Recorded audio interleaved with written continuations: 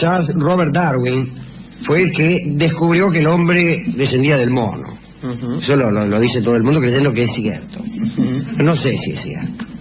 El caso es que nació en 1809, estudió medicina en Edimburgo y en Cambridge, y anduvo por acá, no por el Tortoni, pero por acá anduvo Darwin. Y no nos trató muy bien, ¿no? No nos trató muy bien, dijo que este era el peor andurreal que había visto en el mundo. Viajó con el buque Beagle, que mandaba el capitán Robert Fitzroy, que era una misión científica que estuvo aquí mucho tiempo.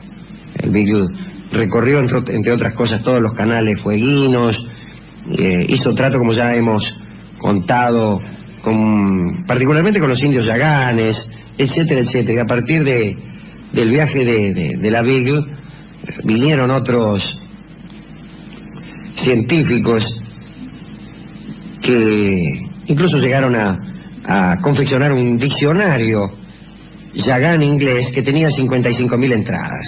Ya hemos hablado de los yaganes, una curiosa raza de indios cuya vida era poco menos que miserable, tenían una civilización elemental y sin embargo un idioma rico en voces, lo que no significa un idioma evolucionado.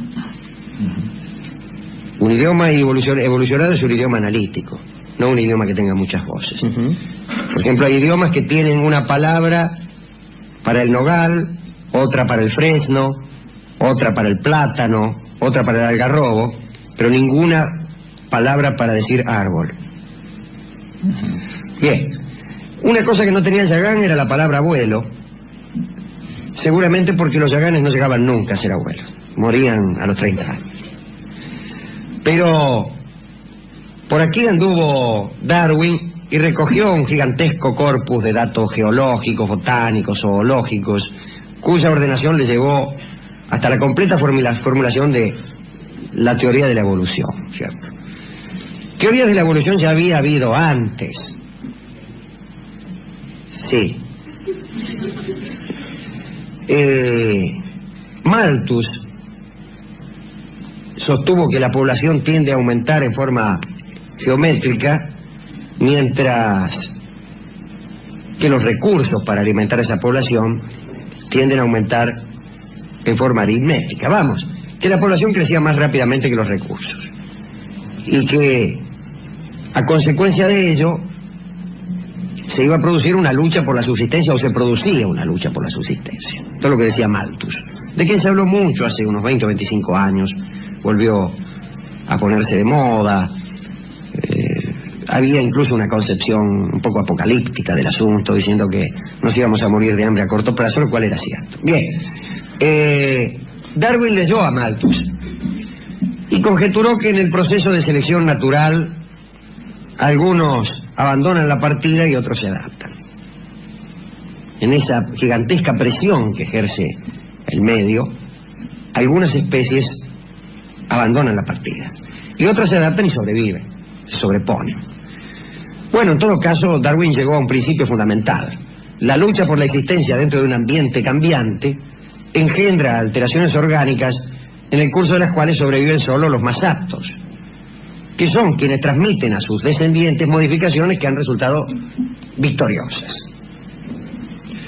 Ahora, guarda que algunos formulan de este modo la doctrina de Darwin. Es decir,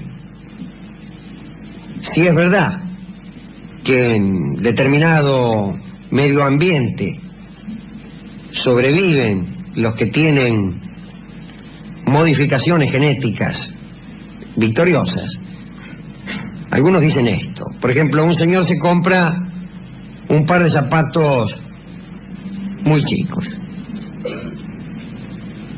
y, en virtud de la teoría de Darwin, el hijo del tipo nace con los pies de un número más chico. Bueno, no es así. No es así. No es, por ejemplo, que a un tipo le cortan un brazo y el hijo le nace manco. No es así. No es tan sencillo. No. Es que hay toda clase de modificaciones genéticas. Lo que pasa es que algunas persisten porque se adaptan al medio y otras no porque no se adaptan. Pero no es que uno se va a vivir al África y los hijos salen más morochos para que no les haga daño el sol. Es que a la larga de las generaciones prevalecen los morochos. Pero no es que la genética mire a ver dónde está el tipo y le salen gordos si está en el Polo Norte, petizos si vive en una casa con techo bajo. No es así. Bueno. ¿Sabe cómo es? Por ejemplo, el tipo tiene 4 hijos, uno de los cuales tiene los pies más chicos y ese es el que hereda los zapatos. No está mal eso. Bueno, Darwin pretendió escribir una obra muy voluminosa, pero cuando se prestaba a empezar el trabajo, se enteró que otro señor, Alfred Russel Wallace, ya había presentado un trabajo en el que exponía criterios muy parecidos a los suyos.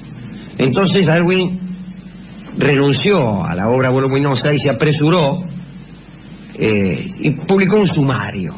Y ahí llegó más o menos parejo con Wallace. En realidad Wallace le ganó. Pero después, en 1859, publica su famosa obra sobre el origen de las especies, etc. Estas doctrinas de Darwin pueden entenderse en un sentido muy amplio o en un sentido estricto. En el sentido amplio, fueron un ataque a las creencias cristianas, a las cosmologías bíblicas, y también la expresión de un pensamiento radical y revolucionario. Eso fueron las doctrinas de Darwin. Tanto es así que Marx le propuso a Darwin dedicarle el primer volumen de Das Kapital, pero Darwin no aceptó esto. Y en un sentido más estricto, se trata únicamente de una teoría biológica que trata de explicar los mecanismos de la evolución. Ya se ha dicho que las doctrinas de Darwin no eran nuevas, pero lo que sí era nuevo era todo ese corpus de datos empíricos que había proporcionado Darwin para sostener esas teorías. ¿Y por qué digo todo esto? Bueno, no sé. Pero alguna vez hablamos aquí, y me gustaría recordarlo hoy, del darwinismo social. Ustedes saben que todas las doctrinas e ideologías socialistas reconocieron en la teoría de la evolución, la teoría de Darwin, un elemento liberador de prejuicios.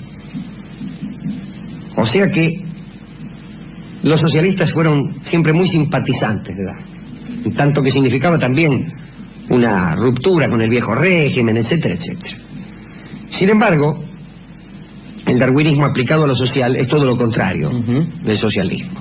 Su mayor defensor fue un señor William Graham Sumner, no Summer, Sumner, que decía algo así. Dice, miren, porque hablaba así el tipo, ¿no? Miren, decía antes de decir algo. No podemos salir de esta alternativa. O libertad, desigualdad y supervivencia del más apto, o no libertad, igualdad y supervivencia del menos apto. Repito, son dos visiones políticas antagónicas. O mucha libertad, pero desigualdad, es decir, injusticia, y supervivencia de los más aptos. O poca libertad, igualdad, justicia, y supervivencia del menos apto. El primer término de la alternativa lleva a la sociedad hacia adelante, decía Sumner, y favorece a sus mejores miembros. El segundo, siempre hablo por Sumner, lleva a la sociedad hacia atrás y favorece a sus peores miembros. Esto es verdadero desde el punto de vista de aquellos que se reconocen como los mejores miembros de la sociedad. Para los darwinistas sociales, de no dejarse libre juego a la competencia, se favorece a los débiles y se perjudica a la sociedad.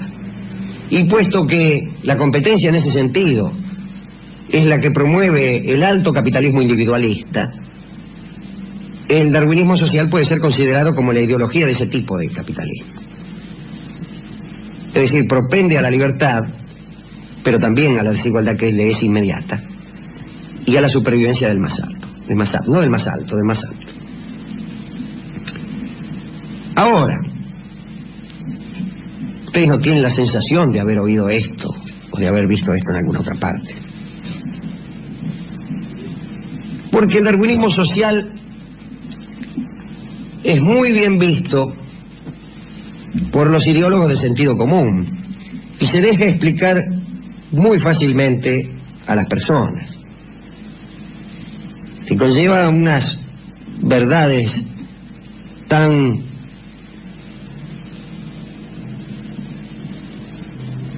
tan parecidas a lo que es la naturaleza, como que se llama darwinismo social, que rápidamente concita las simpatías de las personas con sentido común y con poca profundidad de pensamiento. El sentido común nos dice, por ejemplo, que la ballena es un pez y que el sol es una bola de fuego de unos 20 centímetros de diámetro. Como sabe cualquiera que mire. Seguro. Y yo he visto a muchos defender esta clase de postura del siguiente modo. Es, por ejemplo, decir, bueno, el Estado mantiene 500.000 empleados públicos, señora. Y esos empleados públicos los pagamos usted y yo, señora. Entonces, señora, lo que conviene es echar a esos empleados públicos. Para que usted y yo, señora, que somos los miembros más aptos, no tengamos que sostener a los menos aptos. Vamos. Puede darse el caso de naufragar un barco y quedar 70 individuos en un bote. Pero ser el bote únicamente apto para ser ocupado por 30. De modo que o nos hundimos todos o echamos por la borda a 40.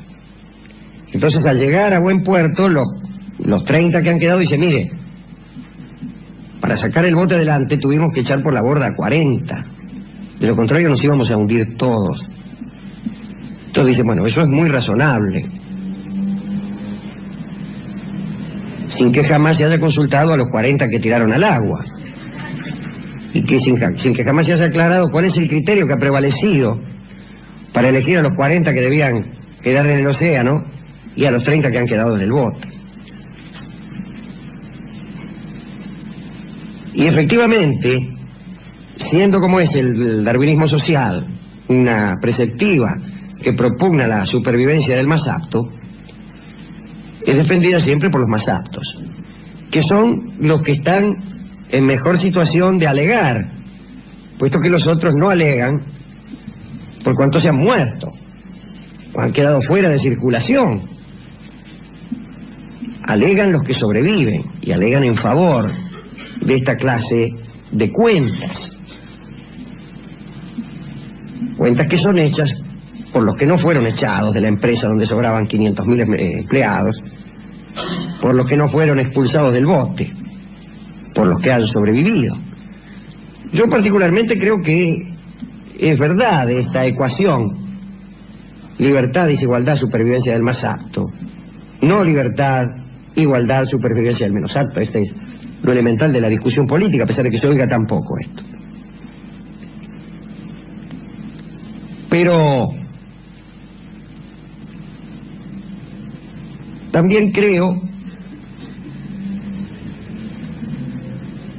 que a veces conviene resignar el salto adelante de toda la sociedad.